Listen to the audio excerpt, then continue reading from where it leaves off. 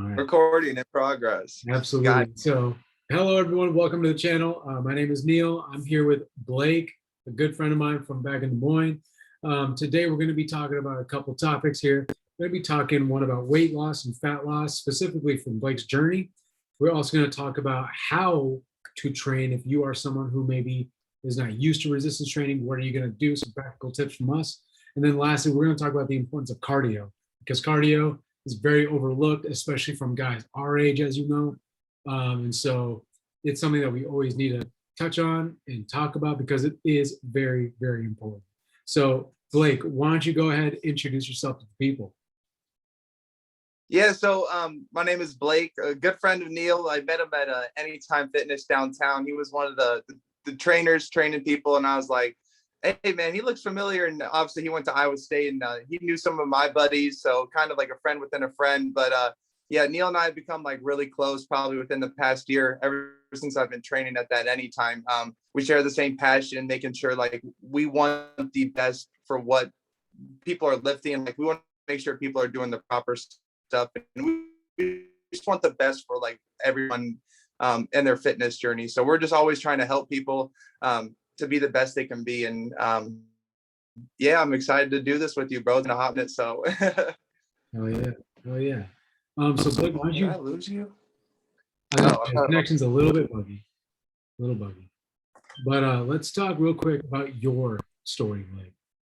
Yeah, so my story was I was a sophomore at Iowa State, and it was like right before the Iowa State fair, and I was like, damn, I'm like 255. So that was my highest weight. And like I never like had a belly or anything. I was just like stocky big. I was like, damn, 255, that seems kind of high. So I was like, okay, well, let's enjoy the Iowa State fair, obviously. Like, let's get our cup of cookies and all the good stuff. And then like let's really lock in. And for me, the lowest I got down to was 178. So yeah, so it was a journey for sure. But to me, it was just the first couple months of just getting into the habit of eating healthier and figuring out what to do. Like, and I obviously did a lot of research of the proper ways to do it. And my mindset changes ever since I started. Like I'm still learning to this day. Like you can never not know enough. But for me, it was all diet. Like obviously you can work out constantly, but if you don't eat the proper way, like you will never lose weight or lose fat in particular. Funny you mentioned the diet, because I do preach that a lot to a lot of people. I know we do, but people want the easy way. Easier being going to work out and everything. So the fact that you were deliberate, it shows a lot. A lot of people are going to look at that. That's awesome. Absolutely. And so now, what's the goal for you now? So for me now, obviously just kind of maintaining, just slowly gaining like a little bit of muscle and a little fat, like not fat, trying to lose fat, but it's kind of tough. And obviously people want to either gain muscle really, really quick or lose fat really, really quick. And that's the thing about the fitness. Like it's a journey. Like there's a mountain at the very top, and you obviously have your bumps and roads and stuff.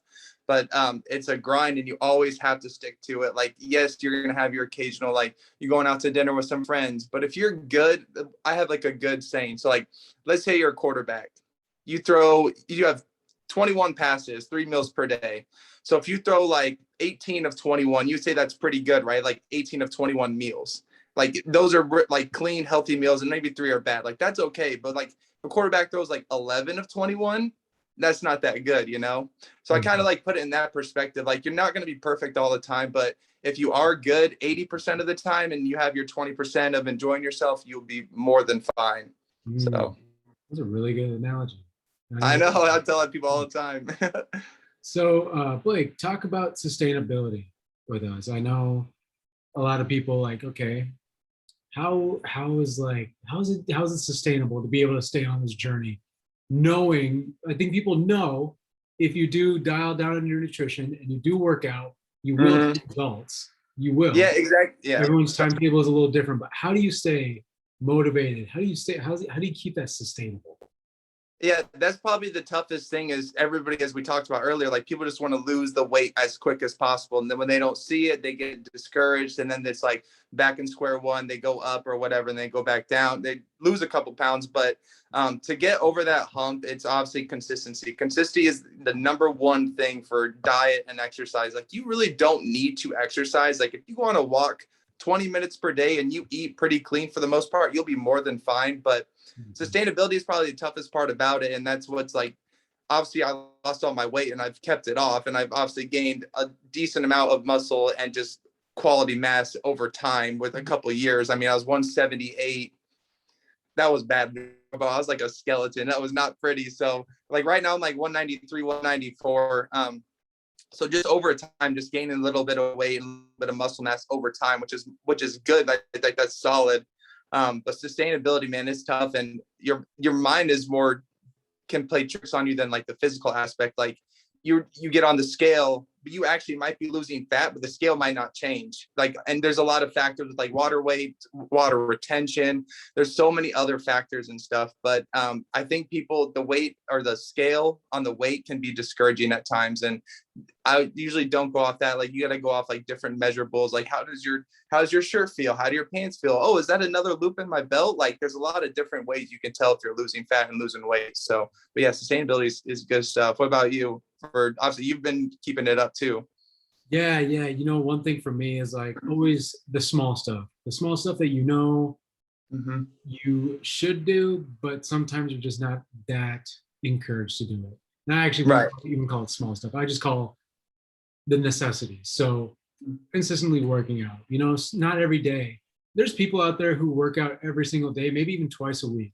If people really think that they wake up every single day, wanting to go and work hard Mm-hmm. for the workout, I mean, people have it so twisted. There's obviously days where people who are really good at lifting and everything and have a healthy lifestyle, they don't want to do it.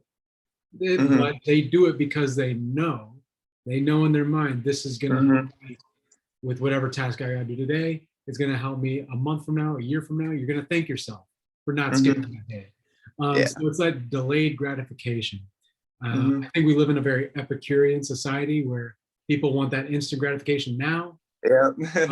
I try to lead more of a stoic life where, you know what, I'll put off that good life for right now to stay like grinding, if that Yeah. makes sense. Yeah, bro. 100%. Yeah. And so let's talk about what the audience, real quick, let's talk about what the audience can do right now. If they are looking to, lose some weight or drop some fat, what do you have? Some wisdom for people who want to get started? Maybe some tips that you had when you got started. Yes. So for me, it was just like start small. Like don't set yourself up for failure. Like you have to have like especially in the fitness world and dieting and stuff, you have to set small goals. So when I first initially started my weight loss, I was like, let's just try like 10 or 15 pounds. And that was like a couple weeks later, I'd lost the weight probably quicker than I should have, but it just happened. I was like, oh, well, this is easy. What's the point of changing it now? So I just kept that lifestyle, but you had to set yourself up for goals, whether that's dieting, losing weight, or even in the gym, like progressive overloading. Obviously, you got to increase your strength and stuff like that. But just setting small goals. So it's like, hey, maybe at the end of July, I want to lose 5 pounds. Like that's a small goal. Or even like, hey, maybe I should go on 3 walks this week for 20 minutes. Like you can't say like, oh, I need to go gym for 2 hours Monday through Friday. Like you're just setting yourself up for failure. And like, once you see you're accomplishing your goals, like you're just going to want to keep, and then you can start increasing your goals and how you want to do that. What do you think? Is that good? No, dude, that's perfect. That's perfect. Yeah. I know that whenever I want to start, dropping fat, whatever it is, I think a really big key that a lot of people can take away from this, it's also like one of those small things. It's drinking more water. I think a lot of people, we have a tendency to overeat. Understand that like when we're hungry, half the time is just because you're dehydrated. 100%. Yep. Food and carbohydrates gives you energy, but another thing it provides is water. So that's why we eat in order to make ourselves feel satiated. But I guarantee you, if you just maybe, instead of having as much food as some people have during a meal, if you just switched it out for some water and like half that meal, I mean, how many calories are you saving right there? You're saving like 400, 500 calories possibly. Mm-hmm. So that's what I'd say. Just drink more water right now. That's the biggest thing. Yeah, Um, I think a lot of people like they wake up in the morning like, oh man, I'm starving, and I'm like, you just drink some water first. I think you're just dehydrated. yes, Like people exactly. think they're Like eight hungry, but you're hours not. without water, obviously your body's a little dehydrated. Mm-hmm. What's even worse is that people don't drink water and they go straight for the coffee, which dehydrates you even more, which Even makes more, people's yeah. hunger spike up even more throughout the day. I think that's Mm-hmm. where people get that bad, start to spiral downhill. Right. Right. Here, let's transition into how to train. Okay, so someone who's new, maybe they do some walking or something like that, but they want to kind of expand and go into more of a resistance training. Let's first Mm-hmm. talk about our stories with training. I'll start with you. Tell us about the first time you started picking up weights to work out. So, in probably high school, freshman year for like basketball was the main reason to get into lifting, and I just like lifted during the summer. I didn't lift during the season. And I was just like kind of just like went through the motions. I was like never really trying to like build up my physique. And the Mhm. first time I really took lifting serious was probably after my senior year of high school. I said, okay, let's buckle down. Let's actually try to really get into it. And that's like when I was really on point with like progressive overload each week, progressively overloading, making sure I'm either getting more reps in, weight. There's so many different variables of progressive overload and weight training, resistance training.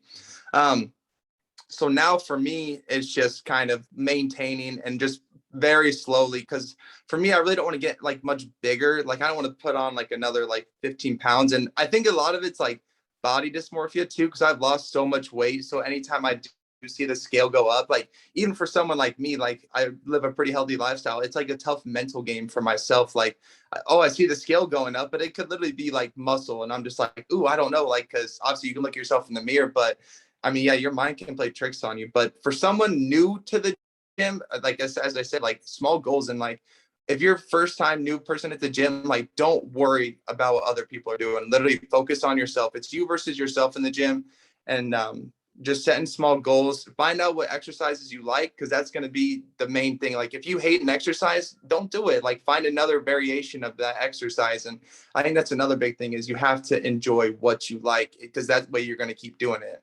Mhm. Absolutely. And as far as my story, I think I started like junior year of high school, getting really into it. And then, yeah, I just kind of stayed consistent with it. But now I'm actually going to bring to our next question about form versus Mhm. pushing weight. So I, I probably told you I have an injury right here in my left shoulder. I think one of my rotator cuffs might have a partial tear of some sort because Ooh. I can't lift overhead Yeah. really well with this. And so it leads to the topic about form versus just trying to push weight for maximal gains, which I think a lot of people, when it comes to progressive overload in their eyes, it's not just about reps, it's more about how much weight are you pushing.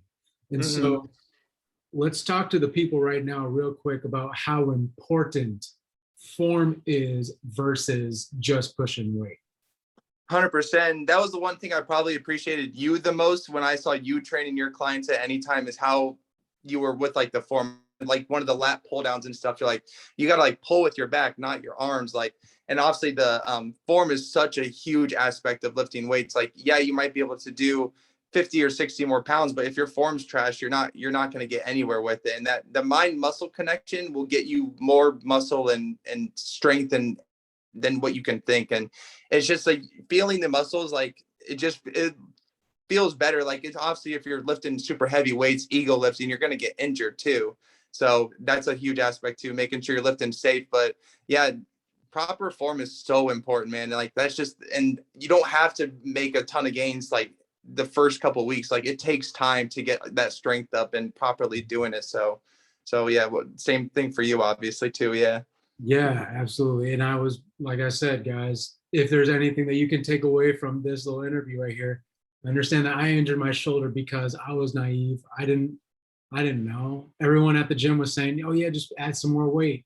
They were Yeah. taking me on, and so I did it. And ultimately, I messed the shoulder up because of it. I do Yeah. plan on getting some rehab on it, and it doesn't affect me too much. However, there's people out there who, yeah, they push so much weight because of their ego that they Mhm. ultimately end up just hurting themselves, and it takes them out of the gym for a couple weeks. But Mhm. in those couple weeks, if you didn't injure yourself, imagine how much further you could be ahead. 100%. I And think it's tough. it's a lot of people do this.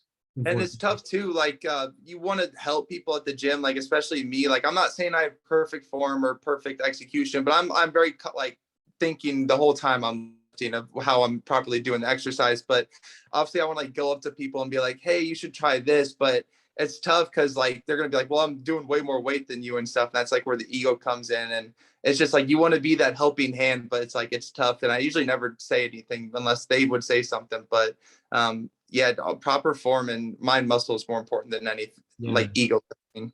Yeah, and even as a trainer, it's a little difficult, kind of walking up to someone and being like, "Hey, your form's kind of bad here." And I'm still not good at approaching someone about that. Yeah, it's tough. But yeah, you always try to improve.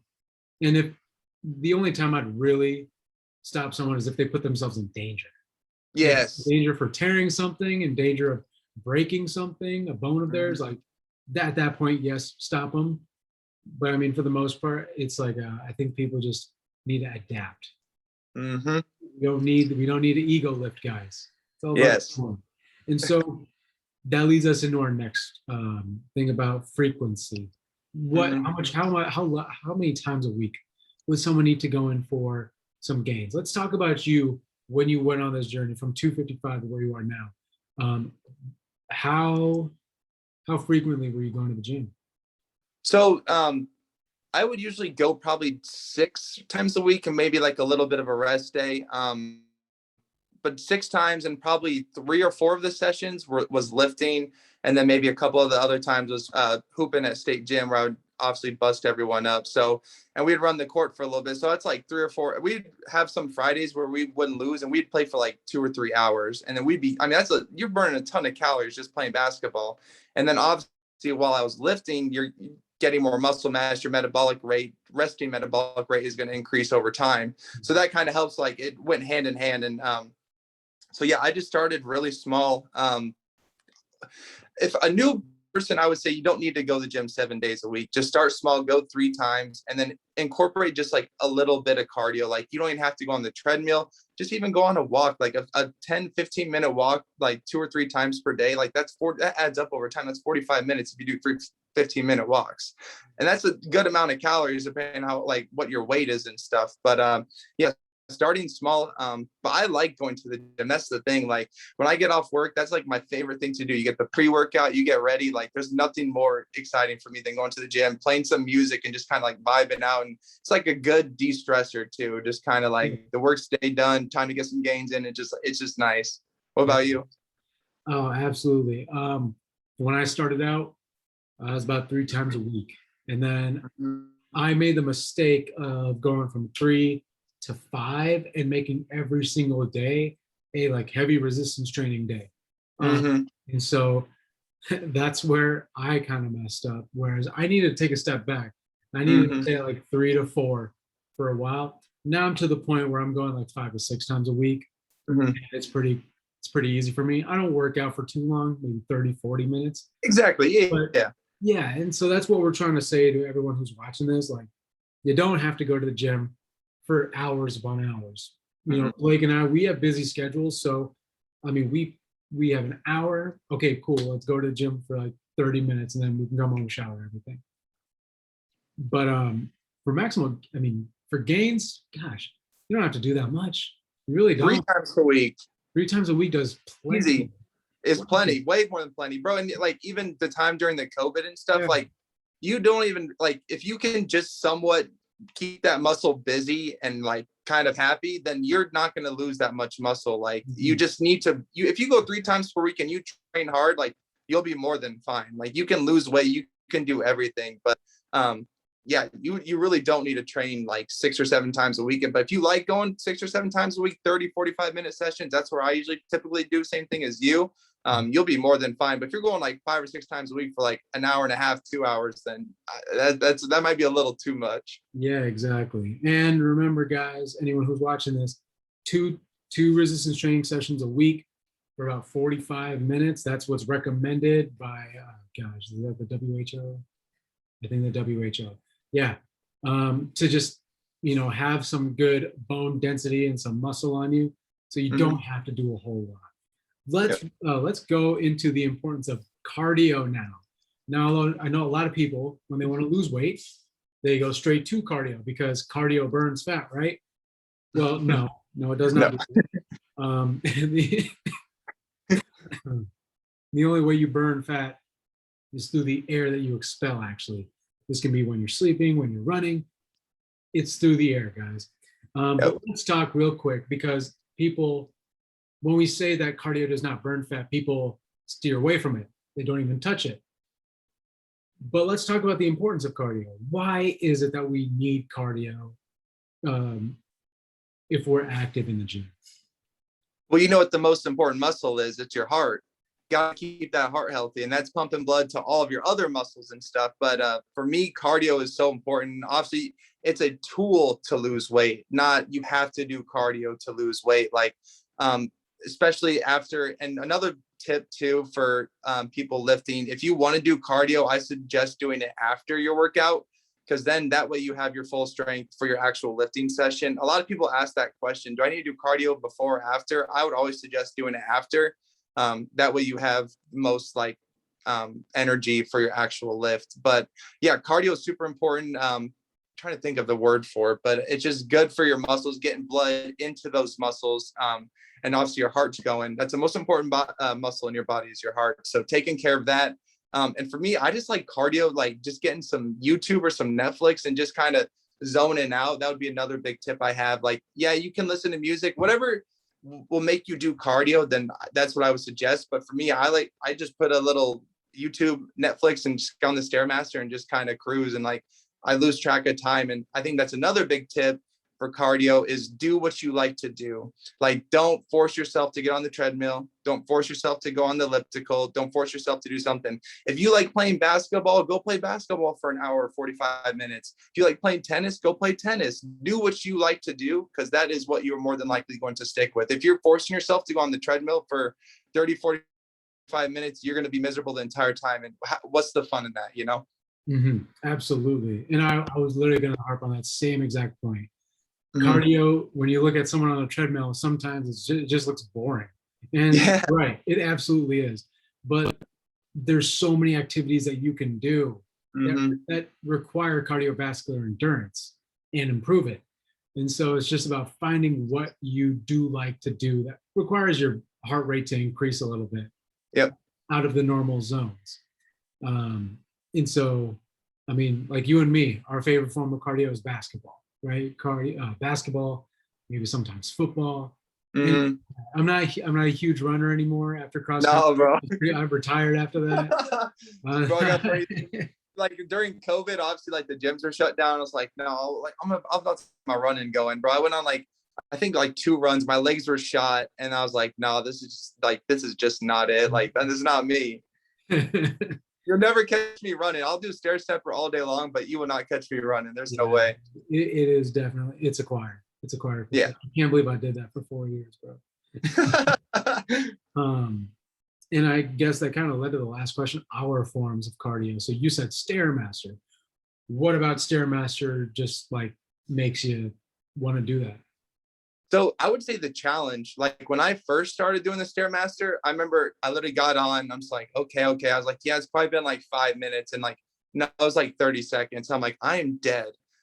It's probably the most intense, difficult cardio machine at any gym, I would say personally. But the thing is about the Stairmaster is you can cheat yourself, which I see a lot of people doing, which kind of is frustrating. You can have your hands kind of on the railing as a guide, but you see people leaning over and stuff, but that's just going against gravity, and people holding on the railings and stuff. You're just kind of cheating yourself in a sense. And the cardio machines, when they're telling you the calories you're burning, I would always subtract maybe depending. So if you burn 300 calories on a treadmill for 25 minutes, I'd say you burned 250, just to be safe. Those machines aren't totally accurate, but I would go more for time and less about the calories burned, if that makes sense. So Stairmaster is kind of a workout in itself, in all honesty. And I would say you probably need to be in pretty good shape. It's a great challenge, but For your average Joe, I would say incline walking is like that's another very chill one. It's a good challenge because obviously you're getting your leg muscles a little bit more into it because you're going on that incline. But that would be my two favorite sources of cardio. Stair step, or I don't know I just like the challenge of it. It's good. Absolutely. And any sort of resistance that you can add.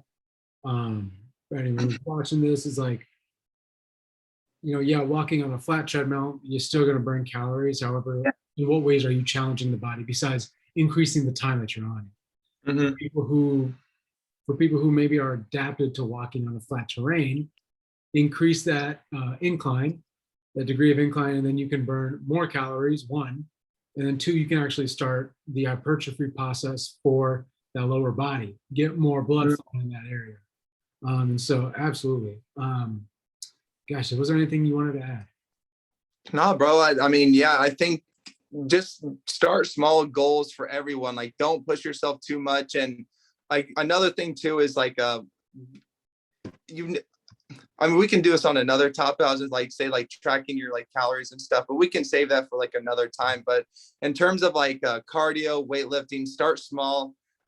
Don't ego lift, just take your time on everything and don't worry about what other people are doing. Obviously, some of these people have been lifting for multiple years and they still might not even be doing it right. I might not even still be doing it right. I'm not the person to say like, hey, you're doing this wrong, but it's always an ever like a illusion of learning and progressing yourself. And the only person you're going up against is yourself. So that's the fun part about fitness. How can you challenge yourself to be better than you were last time, Absolutely. And I think that kind of what you just said kind of goes into the last question I was going to ask is like, okay, Joe what is 250 pounds and he is not happy with the way he looks. And he wants to drop some weight. He wants to drop some fat and be a healthier individual. So that way he can be happy and take off his shirt without being self-conscious. What do we tell Joe to do starting right now? And so you kind of harped on it. You talked about, okay, start small. That's the biggest thing. Start small right there. Know what foods are good, know what foods are bad. Not all chicken is good chicken. Correct. Right? Not all beef is good beef. Like quality is a huge factor when it comes to nutrition. I think it's crazy. I'm learning so much as I'm doing more research on this. But yeah, I mean, what else do you have to say? So you were talking about start small. You said don't listen to anyone else. Don't listen to the haters that are telling you you're doing wrong or anything like that, or that your goal is stupid. Yeah. At the end of the day, what do you want? Like you want to be healthier so that you can live life to its fullest. Yes, I think.